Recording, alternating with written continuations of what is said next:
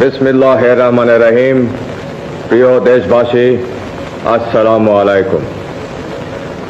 গত সপ্তাহে আমি সরকারের কতিপয় নীতি আপনাদের কাছে পেশ করেছি।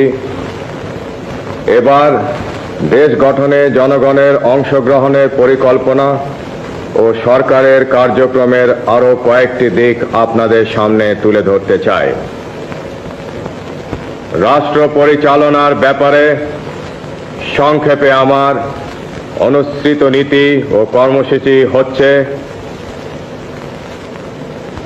সর্বতোভাবে দেশের স্বাধীনতা, অখণ্ডতা ও সার্বভৌমত্ব রক্ষা করা। শাসনতন্ত্রের চারটি মূলনীতি অর্থাৎ সর্বশক্তিমান আল্লাহর প্রতি সর্বাত্মক বিশ্বাস ও আস্থা, গণতন্ত্র, জাতীয়তাবাদ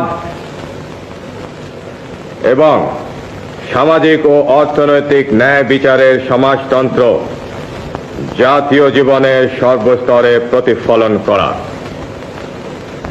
সর্বোপায় নিজেদেরকে একটি আত্মনির্ভরশীল জাতি হিসাবে গড়ে তোলা। প্রশাসনের সর্বস্তরে উন্নয়ন কার্যক্রমে এবং আইন শৃঙ্খলা রক্ষার ব্যাপারে জনসাধারণের অংশগ্রহণ নিশ্চিত করা। সর্বোচ্চ অগ্রাধিকার ভিত্তিতে কৃষি উন্নয়নের মাধ্যমে গ্রামীণ তথা জাতীয় অর্থনীতিকে জোরদার করা। দেশকে খাদ্যে স্বয়ংসম্পূর্ণ করা।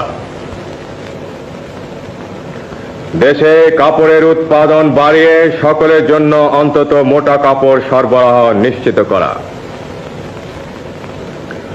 কোন নাগরিক যেন গৃহহীন না থাকে তার যথাসম্ভব ব্যবস্থা করা। দেশকে নিরক্ষরতার অভিশাপ থেকে মুক্ত করা। সকল দেশবাসীর জন্য ন্যূনতম চিকিৎসার বন্দোবস্ত করা। সমাজে নারীর যথাযোগ্য মর্যাদা প্রতিষ্ঠা করা এবং যুব সমাজকে সুসংহত করে জাতি গঠনে উদ্বুদ্ধ করা। দেশের অর্থনৈতিক উন্নয়নে বেসরকারি খাতে প্রয়োজনীয় উৎসাহ দান। শ্রমিকদের অবস্থার উন্নতি সাধন এবং উৎপাদন বৃদ্ধির সাথে সুস্থ শ্রমিক মালিক সম্পর্ক গড়ে তোলা। সরকারি চাকুরিজীবীদের মধ্যে জনসেবা ও দেশ গঠনের মনোবৃত্তি উৎসাহিত করা এবং তাদের আর্থিক অবস্থার উন্নয়ন করা। জনসংখ্যা বিস্ফোরণ রোধ করা। সকল বিদেশি রাষ্ট্রের সাথে সমতার ভিত্তিতে বন্ধুত্ব গড়ে তোলা এবং মুসলিম দেশগুলোর সাথে সম্পর্ক বিশেষ জোরদার করা। প্রশাসন এবং উন্নয়ন ব্যবস্থা বিকেন্দ্রীয়করণ এবং স্থানীয় সরকারকে শক্তিশালী করা। দুর্নীতিমুক্ত ন্যায়নীতি ভিত্তিক সমাজ ব্যবস্থা কায়েম করা। ধর্ম, বর্ণ, গোত্র নির্বিশেষে সকল নাগরিকের অধিকার পূর্ণ সংরক্ষণ করা এবং জাতীয় ঐক্য সংহতি সুদৃঢ় করা।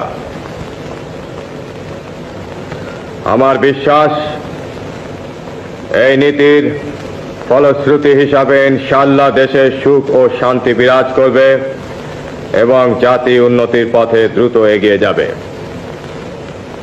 গণতন্ত্রের প্রতি আমার অবিচল আস্থার নিদর্শন স্বরূপ আমি সুপ্রণোদিত হয়ে আমার অনুসৃত নীতি ও কর্মপন্থা এবং আমার নিজের উপর আপনাদের আস্থা যাচাই করার জন্য আগামী 30 মে গণভোট ঘোষণা করেছি। আমি আশা করব আপনারা নিজেদের ভোটাধিকারের পূর্ণ সদ্ব্যবহার করে আমার প্রতি আপনাদের আস্থা সম্পর্কে স্পষ্ট রায় দেবেন। পরম করুণাময় আল্লাহ তাআলা আমাদের চলার পথে নতুন উদ্যম, শক্তি ও সাহস দান করুন। খুদা হাফিজ। বাংলাদেশ জিন্দাবাদ।